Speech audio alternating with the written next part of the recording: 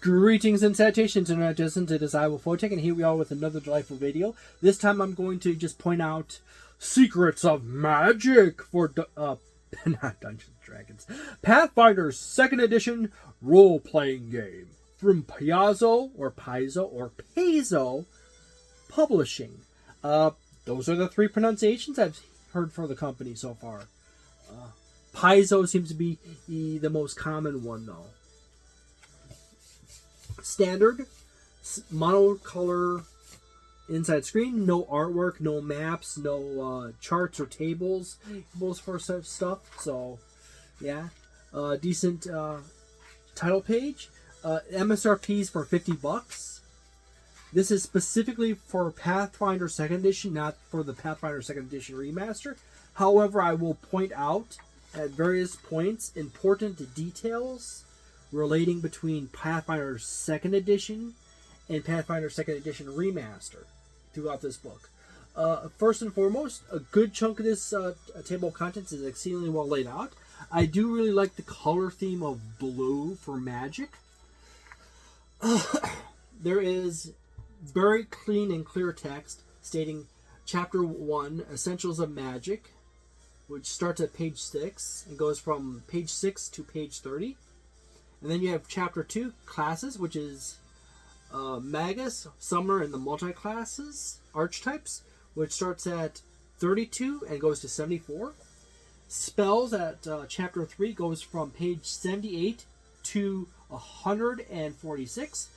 Magic items, Chapter 4, goes from 154 to 178. And Chapter 5 is Book of Unlimited Magic, which goes from 192 to 248, and the glossary index happens to be at page 252. There's this important little sidebar right over here. It happens to state a key legend right here of the various books that this book references at various points to the original Pathfinder Second Edition. So if you see these letter sets like APG, CR, LOGM, and LOWG, that references various books such as the Advanced Player's Guide, the Core Rulebook, Lost Omens Gods and Magic, and Lost Omens World Guide. So there you go. I do love seeing catfolk in the book. The introduction is largely set in universe and describes the various concepts such as mind, spirit, life, and matter, as well as the various layers. It goes over the various traditions and essences and various other interrelated components that tie into the magic system. This is largely a lore section, a flavor section, if you will, in the book, and could be easily skipped over by players and game masters who don't care about this and want to use their own flavor core rules flavoring for their homebrew world. So, as I said, this is largely written in world and explains the relationships of various things. So I'm just going to skip on from there. As you can see, it goes over abjuration, conjuration, and so forth. Largely referencing the old system from Pathfinder Second Edition and so forth. There happens to be some magical backgrounds here, which are kind of neat. Pathfinder Second Edition is loaded with backgrounds options for players. A typical book from Paizo has literally 8 to 16 times as many background options as Dungeons & Dragons 5th Edition. So you easily have close to 100 background options to choose from. There are different levels of backgrounds. There's the common ones, and then there's the uncommon rare ones. Uncommon rare basically stipulates that, hey, player, you need to go talk to your game master if you want to use this uncommon or this rare one. Now, important detail, as a reminder to all players and all game masters, is that uncommon is simply uncommon, and it's not necessarily game-breaking in any form or manner. However, it is just simply more uncommon and might be on the slightly strong end of the common group of backgrounds. So the common ones and uncommon ones are fairly close in power, but the uncommon ones might be a smidgen more powerful as backgrounds, giving you slightly better combination. I mean slightly. But they're mostly pretty much in the common end. It's just not as common or lore or easy for game masters to incorporate them. A rare background, rare spells, rare magic items, rare classes, or rare ancestries, those actually can possess traits that are mathematically stronger, clearly, not necessarily by a massive degree, but they are stronger overall than the common and uncommon. So if you happen to have something that is like royalty up, which is actually a rare background from the APG, that can actually be a more powerful background than just simply a farmer, which is a common background. Obviously. You happen to have classes. They happen to mention there's 2 classes in this book, magus and summoner. Neither of these classes have been updated to Pathfinder Second Edition Remaster yet. So if you want to play a magus or a summoner in Pathfinder Second Edition Remaster campaign, quickly ask with your game master. And this is the book that they're in, Secrets of Magic. So you have the iconic for those 2 classes, and it goes over in the standard format. This is really nice because it's very clear.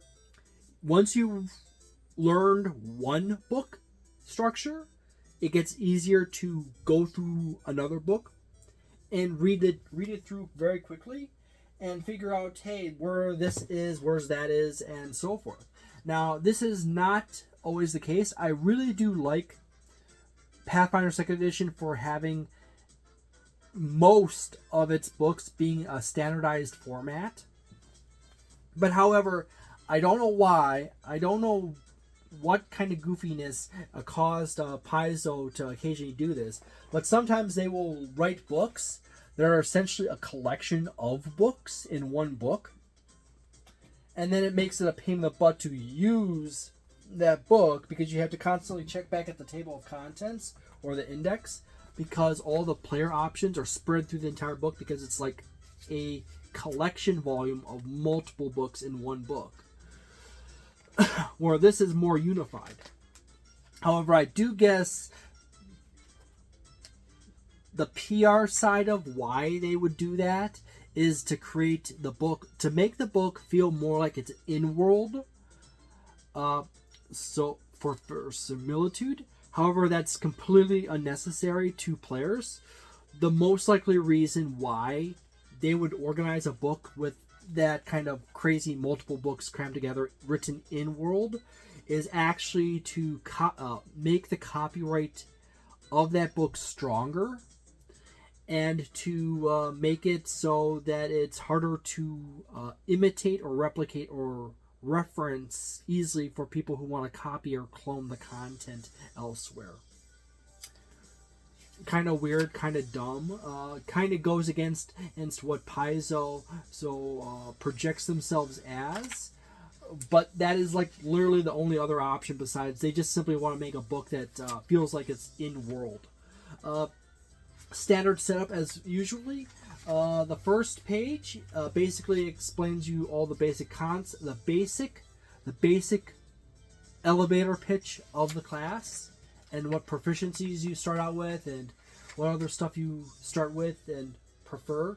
And then it goes through the level the subclass progression of the class as well as the basic level progression of the class.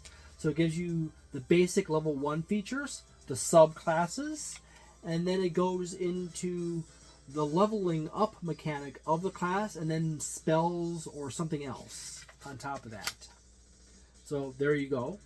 It will have little bars here with key terms. They explain the special concepts of the class. They'll have a table referencing feats, and usually that is right at the very beginning of the feat section, starting at level 1 feats and going down through the entire book. This is one of those times in which they actually do they organize feats in level. However, this is the only time in any Pathfinder book where at the class level where they organize feats by level, and in the case of ancestries. Ancestries and classes have their feats organized by level. General feats and skill feats are just alphabetized. And I don't know why they do that. It's annoying.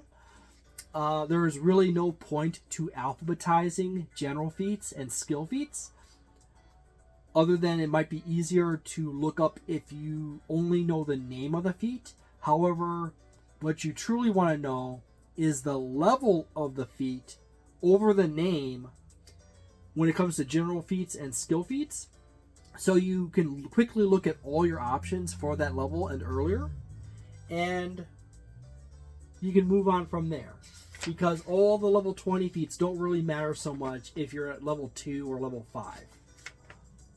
So there you go. And they also like throw in little sample sections of sample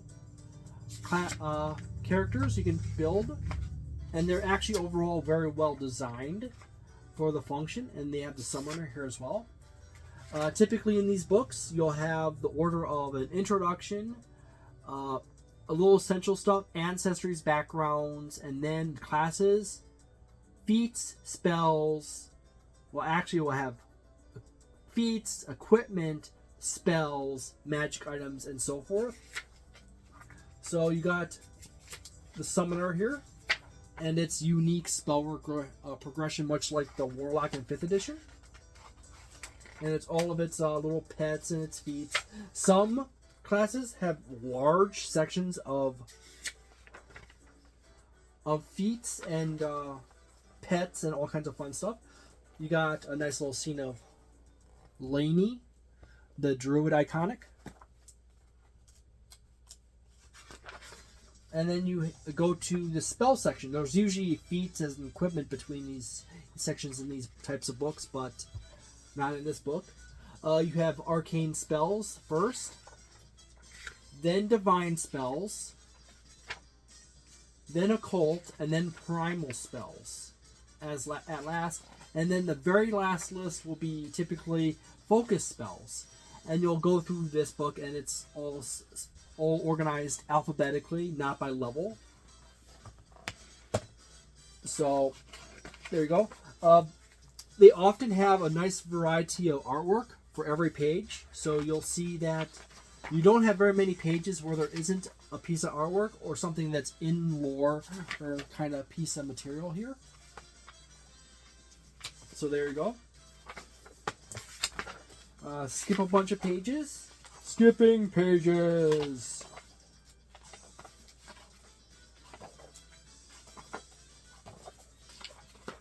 Interestingly enough, it's important to note that the navigation bar is just the standard old navigation bar, where it just has the names of the chapters on it and nothing else. That only just serves to remind you what was the previous chapter, what is the next chapter, and what is the chapter you're specifically in at this moment. It doesn't help you actually get to where you want. It's chapter after spells is magic items, and they actually have a whole series of new magic items that's entirely unique to this book. You got various treasure tables right off the bat in the book. Crafting fulus. Entire new categories and subcategories of magic items to create for your characters. Grimoires and so forth. Magical tattoos. Personal staves. Spell catalysts. Spell hearts. Consumables,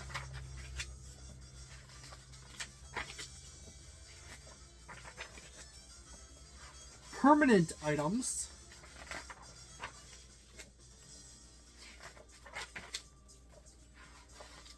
Deck of Illusions. You got a nice selection here, by the way. This is one of those nice things about Pathfinder Second Edition, that they have tons of fun items in here. And then here's the Book of Unlimited Magic. The Book of Unlimited Magic largely covers elementalism, alternate rules mechanics like shadow magic, soul seeds, soul forged armaments, and so forth. True name magic, wellspring magic, and etc. A whole bunch of archetypes in here as well. So if you want to create a whole bunch of new interesting blend characters like a elementalist wizard or a druid or something like that, you can. Also an elementalist monk. More class archetypes and so forth. Flexible spellcasting, which replicates Dungeons & Dragons 5th edition casting system with some other stuff. Geomancy in here as well. There's a whole bunch of awesome stuff. There's ley lines in here.